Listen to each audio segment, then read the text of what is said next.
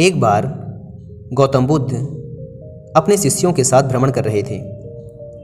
भ्रमण करते समय सभी एक स्थान पर विश्राम के लिए बैठ गए। समय बिताने के लिए गौतम बुद्ध ने अपने शिष्यों को एक कथा सुनाई। किसी नगर में एक व्यक्ति रहता था। उसने दूसरे देशों के साथ बहुत व्यापार किया। उसने बहुत मेहनत की। उसकी मेहनत रंग लाई। उसने बहुत पैसे कमाए। अब उसकी गिनती उसके नगर के सबसे अमीर सेठों में होने लगी थी। महल जैसी हवेली बन गई। वैभव और बड़े परिवार के बीच उसका जीवन बड़े आनंद के साथ बीतने लगा। एक दिन किसी दूसरे नगर से उसका एक संबंधी आया।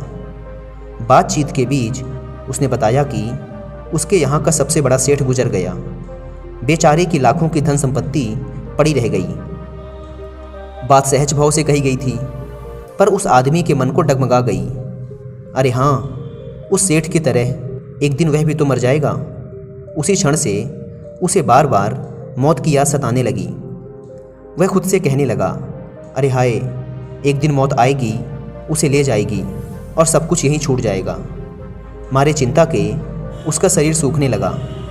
देखने वाले देखते कि उसे किसी चीज़ की कमी नहीं है, पर उसके भीतर का दुख ऐसा था जिसे वह किसी से कह भी नहीं सकता था।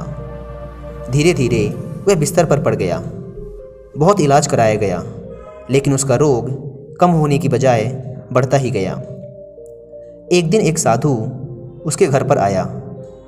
उस आदमी ने बेबसी से उसके पैर पकड़ लिए और रो रो कर अपनी व्यथा उसे बता दी। सुनकर साधु हंस पड़ा और बोला, तुम्हारे रोग का इलाज तो बहुत ही सरल है। उस आदमी के खोए प्राण मानो लौट आए हों। अधीर होकर उसने पूछा, स्वामी जी, क्या इलाज है?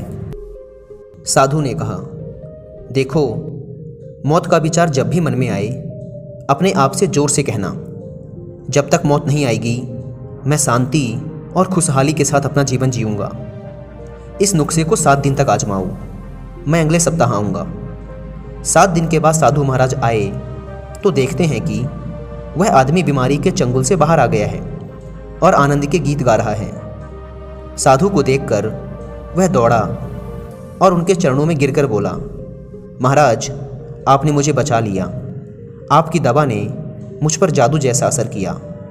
मैंने समझ लिया है कि जिस दिन मौत आएगी उसी दिन मरूंगा, उससे पहले नहीं।